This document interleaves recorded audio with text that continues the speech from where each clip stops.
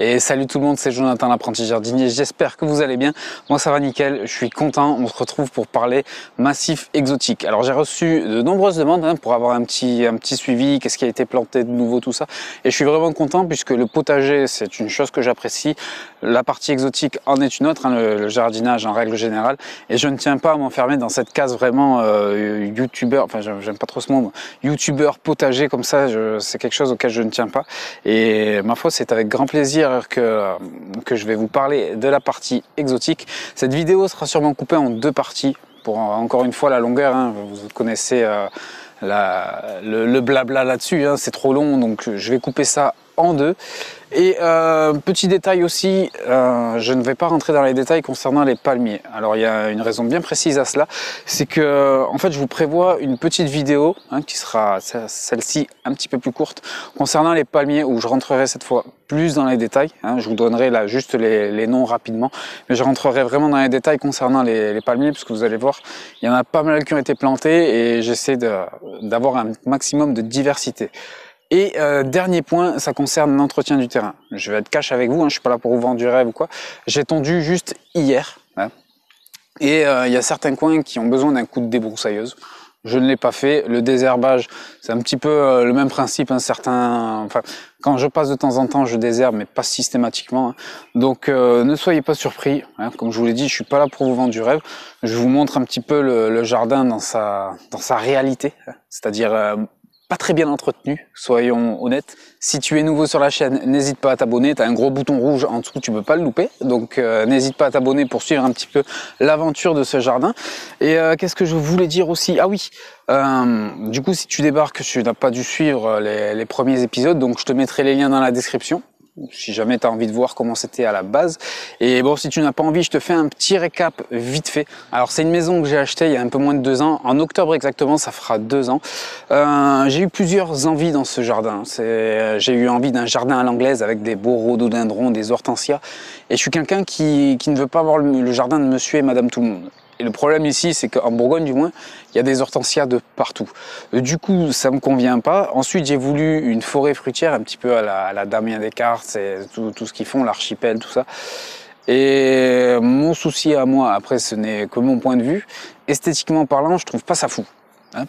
C'est bien parce que t'as des fruits, tout ça, à portée de main.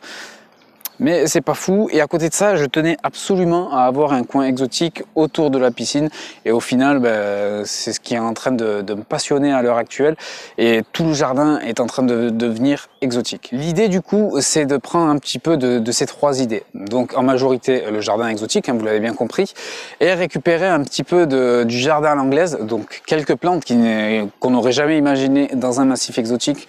Moi je suis là, je tente le coup, on verra si c'est joli, tant mieux, si c'est moche, il y a juste à le retirer et le problème il est réglé.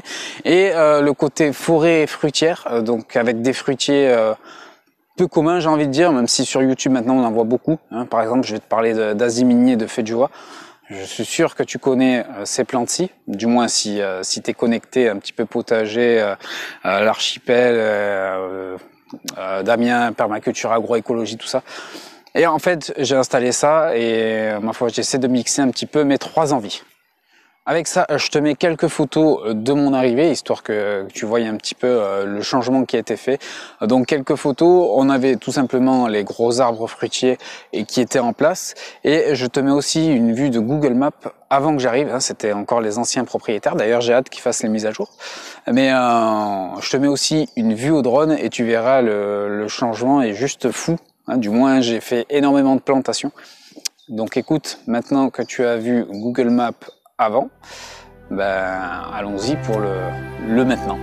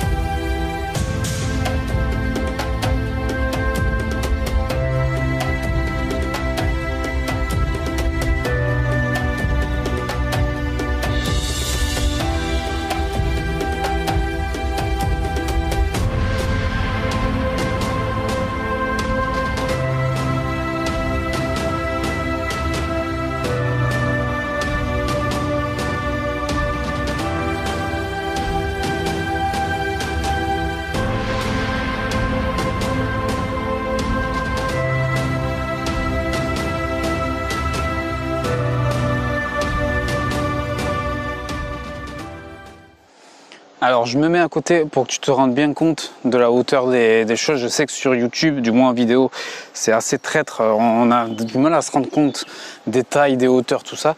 Et comme tu le vois, le bananier est juste immense.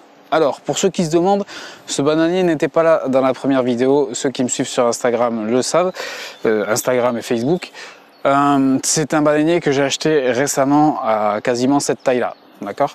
Donc il a été planté en mai. Pour le coup, je pense avoir fait une bonne affaire. Alors certains me diront, tu as payé ça très cher. Je l'ai payé 50 euros. 50 euros avec la livraison comprise, puisqu'il ne rentrait pas dans ma voiture. D'ailleurs, vous savez, j'ai de gros soucis avec des livraisons, et là, ça n'a pas loupé, puisque ce n'était pas ce bananier-là que j'avais choisi. J'en avais choisi un encore plus grand, et qui malheureusement, pendant le transport du magasin, s'est tout simplement brisé en deux. Et j'ai gentiment demandé au livreur de me le changer et de m'en ramener un autre. Donc c'est celui-ci qui est arrivé, qui est aussi très beau, un poil plus petit que celui que j'avais à la base, mais qui fait l'affaire. Alors, il a pas énormément de feuilles puisque quand il est arrivé, en fait, il ne rentrait pas dans leur camion et du coup, ils m'ont plié le haut des feuilles. Il commence à m'en refaire de belles, donc je suis vraiment content. Il a pas mal de rejets, donc 3 exactement. Et ma foi, je suis vraiment content parce que ça apporte vraiment un bel effet exotique et je pense que ça fait partie des indispensables. Palmier et bananier, ça fait partie des indispensables pour un joli massif exotique. Juste ici, donc vous les connaissez déjà, on les avait vus dans la première vidéo, les phénix, bon n'importe quoi, les Trachycarpus fortunei, qui bon n'ont pas vraiment bougé, hein. On va attendre un petit peu avant que ça bouge. Je me suis un petit peu rapproché pour te parler de ce joli bébé, hein.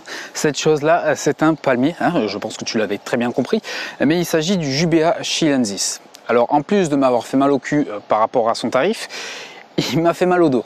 Donc en termes de tarif, j'ai plus le tarif exact, je te le mettrai en dessous, mais je l'ai payé à peu près 300 euros. Et encore, j'ai eu de la chance, je suis tombé sur une réduction de 20%.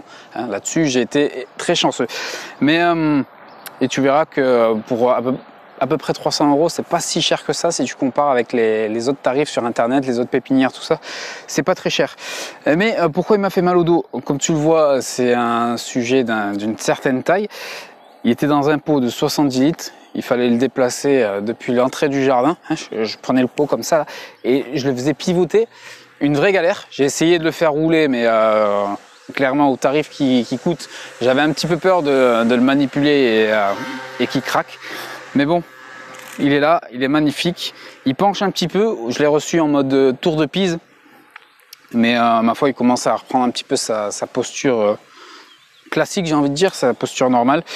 Et je suis vraiment content parce que c'est vraiment une pièce à avoir dans son jardin et je trouve qu'il apporte un vrai truc. Dites-moi ce que vous en pensez en commentaire, mais il est juste magnifique. Alors, je vous propose de continuer cette visite avec le stabilisateur. Et bon, je vais être honnête avec vous, j'avais déjà fait le plan le week-end dernier, mais malheureusement trop long. Il fallait compter 35 minutes la vidéo. Donc du coup, je vais faire ça au stabilisateur en essayant d'aller à l'essentiel. Donc maintenant qu'on a vu donc les gros sujets comme le Jubea et le bananier et les Trachycarpus, je vous propose d'aller un petit peu plus dans le détail. Donc déjà avec la pièce centrale, on va dire, qui est le bassin, donc qui a été beaucoup planté depuis, et vraiment la vie s'installe là-dedans, c'est juste fou. Il y a vraiment beaucoup de trucs. Par contre, je vois quelque chose qui m'intrigue. C'est quoi ça? Hop, je sais pas si bon, vous l'avez pas vu, mais pareil, il y a 2 grenouilles qui sont installées là et qui décollent au premier. Qu'est-ce que c'est? Ma foi, je sais pas du tout ce que c'est. Alors finalement, j'ai bien l'impression que c'est une limace. Et là, je sais pas si vous allez voir, près du nénuphar, il y a la grenouille qui est installée. On va essayer de s'approcher doucement. Donc voilà, la vie s'installe, il y a beaucoup d'oiseaux qui viennent. Alors par contre, j'ai l'impression qu'ils ont un petit peu peur de... Enfin, je sais pas si vous l'avez vu, la grenouille. Donc du coup, je disais, j'ai l'impression qu'ils ont un petit peu peur de la petite fontaine, donc ils attendent en règle générale le soir. Le nénuphar, pareil, je suis vraiment content. Donc là, il s'est refermé, on est en fin d'après-midi. Mais il m'a fait de belles fleurs. Et surtout en nombre, alors je m'y attendais pas. Dès la première année, je pensais avoir une fleur Et encore, je me disais ce serait bien, mais au final, j'ai eu peut-être 5-6 fleurs depuis le début de la saison, donc je suis vraiment content. On en voit d'ailleurs juste derrière la grenouille. On voit un petit peu ici, là, hop, on voit l'ancien bouton. Et pareil, beaucoup de rocailles d'installer, des branches récupérées, enfin c'est du bois flotté. Et voilà, là le niveau est un petit peu descendu, mais faut que je remplisse ça à nouveau. Juste devant, vous avez les oreilles d'ours, je crois qu'ils appellent. Donc ça a bien poussé depuis. Seul inconvénient, c'est que je suis obligé de venir assez régulièrement en fait couper les tiges. Donc je vous en ai laissé pour la vidéo, mais je suis obligé de les couper parce que sinon ça monte en hauteur et c'est pas très beau. Je pense à l'avenir laisser ça là. Je pensais à la base que ça allait être temporaire, mais finalement pourquoi pas le laisser. Je pense que ça peut faire quelque chose de sympa une fois que ce sera bien touffu et que ça recouvrira bien la zone. Juste derrière, on a les fraisiers qui se plaisent à merveille et qui s'en sortent bien mieux au final qu'au potager. On voit, c'est plus dense, ils m'ont fait de grands rejets. Alors vous en voyez un qui part là-bas. Donc vraiment, ils sont vraiment bien. Chose importante, faut pas que j'oublie, c'est que j'ai installé un arrosage automatique. C'est peut-être ce qui fait aussi toute la différence. Mais en fait, hop, vous le voyez, il y a un tuyau qui est derrière. Pour l'instant, je l'ai pas enterré, j'attends encore un petit peu d'être sûr de la disposition de la chose. Et en fait, vous avez le tuyau qui suit donc tout le bord des sapins et qui arrive à mon arrivée d'eau avec un programmateur. Et en fait, sur le massif, vous avez un tuyau avec des goutteurs intégrés, puisqu'à l'avenir, le but c'est vraiment que ce soit la jungle là-dedans. Donc goutteurs intégrés tous les 33 cm. Et du coup ça m'arrose la zone, puisque l'année dernière je mettais tout de même 1h30 pour arroser, donc j'avais pas encore ce massif là, j'avais juste celui qui se trouve là-bas, mais je vous en montre pas de trop. Donc voilà, j'avais pas envie de repasser une éternité comme ça à arroser encore chaque été, en sachant qu'il y a le potager aussi, qui lui n'a pas encore l'arrosage automatique, là c'est encore du manuel. Mais bon bref, du coup arrosage automatique. Allez, on va continuer de ce côté-là. Les yuccas, qui au final se plaisent bien mieux ici que là où ils étaient, puisque là où ils étaient c'était dans un trou et avec l'humidité tout ça, les yuccas ne se plaisaient pas. Arrivé l'hiver, ils tombaient malades et me faisaient ce que vous voyez là actuellement, c'est-à-dire des taches, c'est que c'est un excès d'humidité. Juste à côté, on a des agapantes, donc deux jeunes agapantes. Je vous cache pas que je suis un petit peu déçu par la floraison. Alors c'est peut-être parce que c'est la première année, mais je sais pas, je trouve pas ça fou. En espérant que l'année prochaine j'ai un pompon un peu plus développé, parce que là bon, ça fait un petit peu de la peine. Je sais pas ce que vous en pensez, hein, mais ça fait de la peine. Ça, et que la touffe d'herbe se prenne un petit peu plus. Ici, vous connaissez donc la bouture de figuier. Alors je vais souvent vous parler d'une gelée. C'est une gelée qu'on a eue en mars. On est passé de 25 degrés à -1 la nuit et tout le jardin n'a pas aimé. Mais quand je vous dis ça n'a pas aimé, c'est pas du tout. C'est-à-dire que même les plantes qui étaient présentes tout l'hiver, qui n'avaient pas bougé, ont vraiment souffert à ce moment-là. Et on voit notamment sur le Nandina, on voit encore les marques du feuillage qui a souffert. Et c'est le cas aussi donc sur ma bouture de figuier que j'avais installée là. Et au final, enfin j'avais peur que le figuier soit mort, et pas du tout. Il m'a refait beaucoup de boutons et comme vous voyez, il prend de la hauteur. Hein, parce que bon, j'avais mis même un tuteur pour le repérer et ne pas l'écraser. C'est-à-dire que la bouture, elle arrivait tout juste ici, donc cet hiver. Et regardez déjà la hauteur qu'il a pris. À côté, on a le Mahonia qui lui n'a pas vraiment évolué, donc Mahonia Soft Caress, qui devrait pas être grand à l'avenir, 80 cm si je me souviens bien. Et bon, on va le laisser faire. Juste derrière, on a des pivoines. Pivoines herbacées, je crois, si je dis pas de bêtises. J'ai pas l'impression qu'elles se plaisent. On verra un petit peu avec le temps, mais je sais pas, peut-être que j'ai pas une bonne exposition ou je sais pas trop, mais enfin, elles sont pas très jolies quoi. On voit celle-ci, là il y en a 3. On voit celle-ci, elle s'est couchée, le feuillage il est pas beau. Donc il va peut-être falloir que je réfléchisse à une nouvelle disposition. Juste derrière, vous voyez des choses du potager. Donc on va pas se mentir. Bon, tout ce qui est paille, tout ça, je peux plus me l'encadrer en fait. Et il faut absolument que je recouvre cette zone en fait. Et du coup, il me restait des plants du potager. Et je me suis dit pourquoi pas installer ça par ici. Et donc c'est ce que vous voyez Donc là on a du concombre qui est installé là. Et pareil, l'objectif c'était d'avoir un couvre-sol en fait. Puisque le problème auquel je suis confronté c'est que pour un couvre-sol en fait la majorité ils demandent de l'ombre ou de la mi-ombre. Et seulement ici, on n'y est absolument pas. Mis à part le bananier selon l'inclinaison du soleil, mais sinon on est l'après-midi en plein soleil. Et du coup, j'étais bloqué. Et bon, je me suis dit pourquoi pas installer ça peut être sympa. Je pense aussi avoir eu une fin d'azote qui est aussi valable sur le potager, puisque là, on est sur une grosse couche de paille avec du carton en dessous. Et comme vous le voyez, j'ai certains plants qui vraiment se sont mal développés. Vous allez le voir aussi par là-bas. Il y a eu de grosses difficultés. Et il y a peut-être un peu plus d'une semaine, une semaine et demie, 2 semaines, j'ai envoyé un petit peu de cornes broyées et de sang séché, qui sont des engrais riches en azote. Et depuis, c'est reparti à merveille. Donc je suis vraiment content là-dessus. Ça fait vraiment plaisir. Juste ici, hop, on a les deux Nandina, donc une variété différente de celle-ci. Celle-ci, je crois que c'est Lemon Light, un truc comme ça. Et là, on est sur du Nandina Red, je sais plus trop quoi. Donc, il devrait prendre la hauteur. Je crois que ça monte à 1,50 m si je dis pas de bêtises. Juste derrière, on a les euphorbes qui, pareil, se plaisent plutôt bien ici. Là, on a la cordyline que j'avais reçue en cadeau via une pépinière. À partir d'un certain montant, ils offraient donc une cordyline et qui s'est développée magnifiquement bien. Franchement, j'aurais jamais imaginé ça. Et ben, pour le coup, je suis content à voir maintenant si ça tient le choc en hiver. D'ailleurs, j'en ai acheté une que je vais mettre sur le bord de la maison, pas très loin d'un mur pour conserver la chaleur. Alors vous les voyez, les deux panneaux solaires, il va falloir que je trouve une astuce pour que ce soit un petit peu plus joli. Je pense les mettre sur un poteau et enfin pour faire quelque chose de sympa, puisque vous le voyez, il y a la pompe donc qui est solaire et dans le bassin vous avez aussi des spots qui font vraiment un effet sympa la nuit. Vous en voyez un là, en fait il y en a 3 et du coup ça illumine la rocaille et vraiment c'est sympa.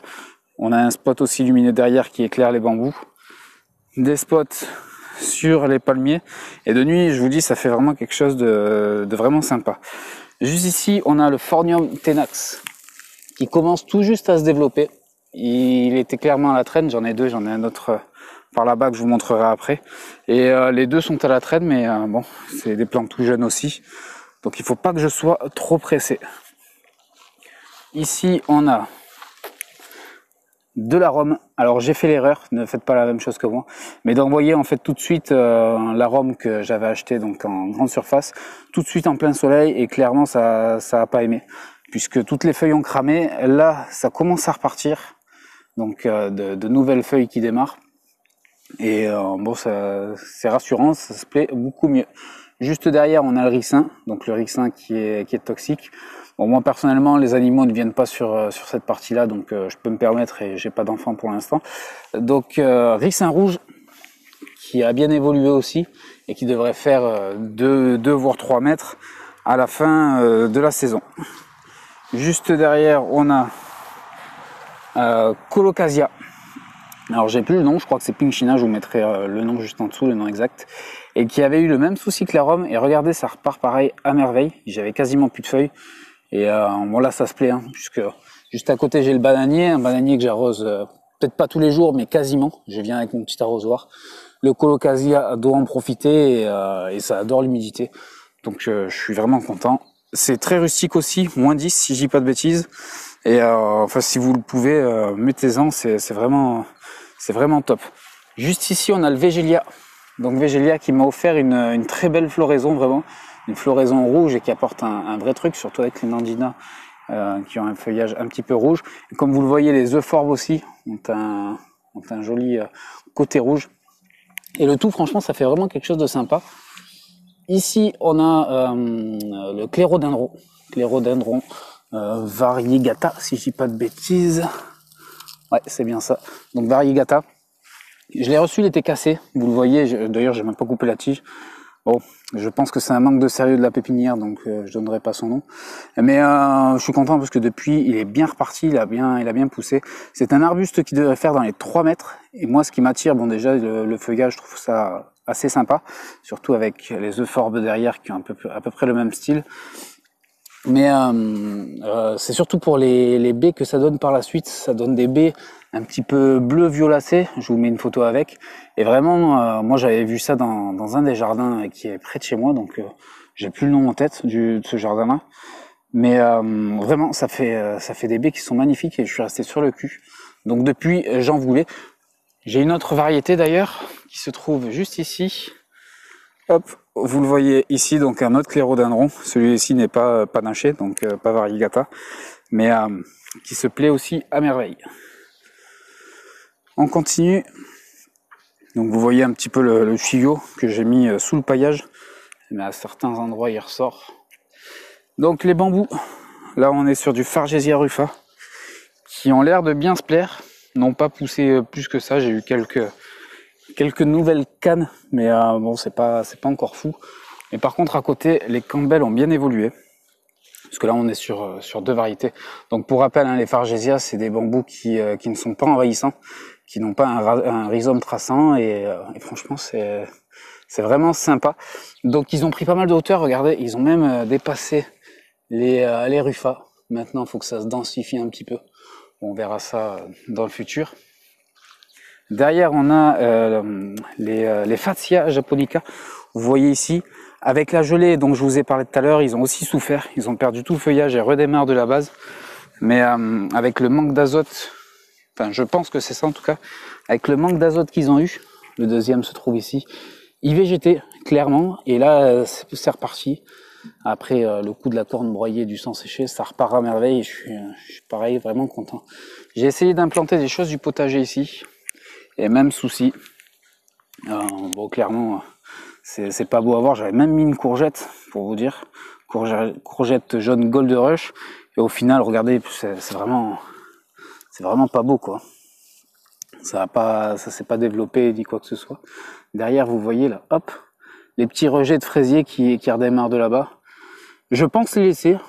Certains me disent que ça fait pas très exotique, mais je cherche pas de l'exotisme pur et dur. Moi, c'est vraiment, c'est tout dans l'apparence, et moi j'apprécie. Certains n'apprécient pas. L'essentiel, c'est que ça me plaise à moi. Ici, on a une plante. Alors très honnêtement, je sais pas du tout ce que c'est. Et Lionel, si tu passes par là, n'hésite pas à me le dire, puisque c'est Lionel qui me l'a donné. Il m'a donné 2 plants, donc qui se sont développés chez lui. Et ça fait des fleurs tout le temps. Dès qu'il y a des fleurs qui partent, il y en a d'autres qui reviennent. Vous voyez d'ailleurs toutes les pétales qui sont tombés, et pourtant ça l'empêche pas de fleurir. Juste à côté, on a un ricin qui lui est vert. Alors c'est des semis que j'avais fait moi au moment des semis du potager. Et je vous cache pas que j'ai galéré pour trouver les graines. Donc j'espère bien pouvoir les récolter d'ici la fin de la saison. À côté, on a donc les Trachycarpus fortunei. Je reviendrai là-dessus lors de ma vidéo sur les palmiers, puisqu'ils ont été plantés là pour une raison bien précise et d'une façon particulière. Et juste derrière, la dahlia, qui devient l'une de mes fleurs préférées. J'aurais jamais cru dire ça un jour. Mais regardez comme elle est magnifique. Alors bien entendu, j'ai l'ombre comme par hasard. Mais regardez comme c'est magnifique ce rouge jaune, enfin ce rouge feu, je sais pas, vraiment j'adore. J'ai pas mal de boutons qui arrivent aussi.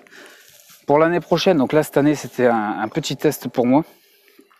Et en fait l'année prochaine j'aimerais bien trouver d'autres bulbes de cette même variété, dont j'ai pas noté le nom d'ailleurs.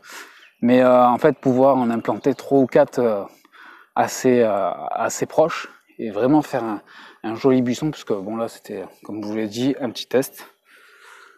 À côté, un tout jeune bananier. Alors celui-ci je l'ai acheté en promo. Après coup j'ai un petit peu regretté quand j'ai vu le tarif de celui-ci. Donc lui, pour vous donner un ordre d'idée, il était vendu à 35 €. 35 €, il était un peu plus petit que ça. Et lui, 50.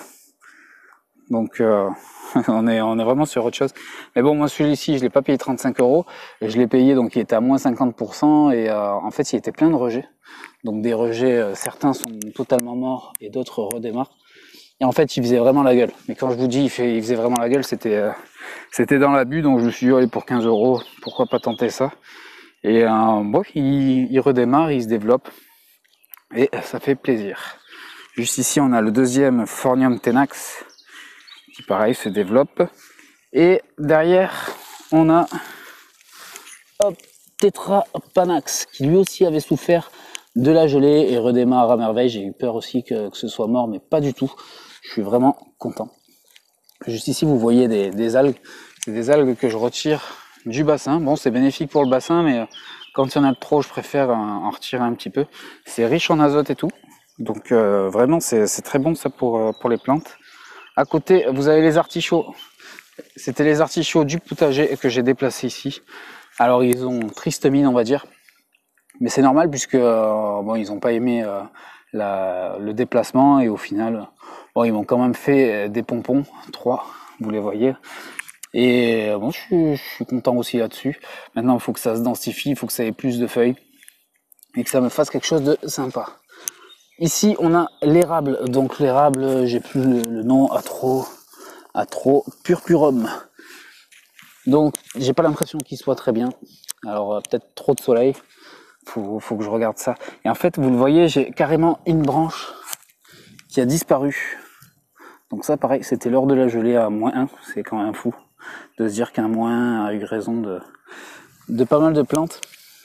J'ai toujours un côté qui est vivant. À surveiller maintenant, faut savoir ce que je fais, est-ce que je déplace ou non.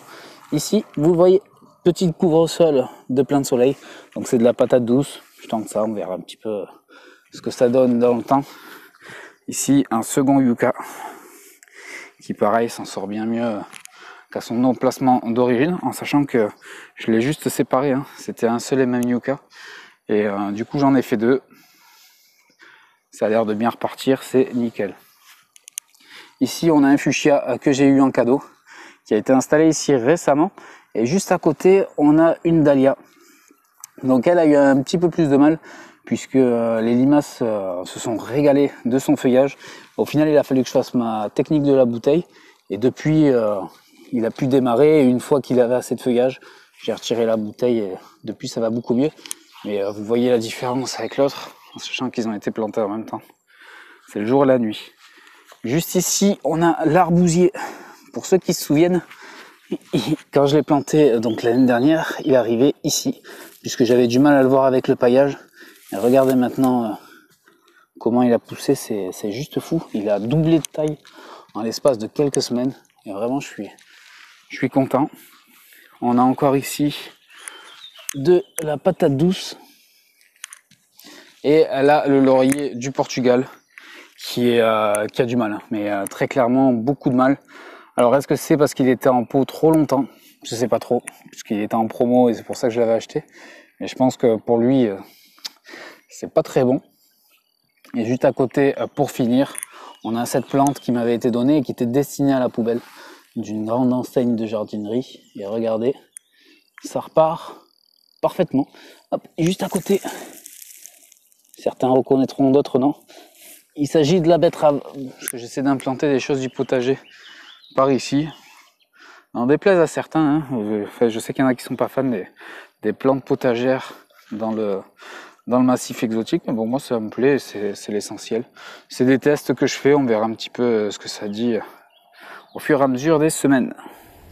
Et voilà les amis, on arrive à la fin de cette première partie et j'espère que ça vous aura plu. On se retrouve bientôt pour la seconde partie qui se trouve tout ici. Hop, vous voyez, il y a la piscine qui cache, c'est parfait. Donc on se retrouve bientôt pour cette partie-ci et encore des choses qui ont été plantées derrière ce massif. Vous en voyez un petit peu. Donc abonnez-vous si ça vous intéresse. Si ça vous a plu, n'hésitez pas à mettre un petit j'aime. On se retrouve très bientôt. Allez, ciao.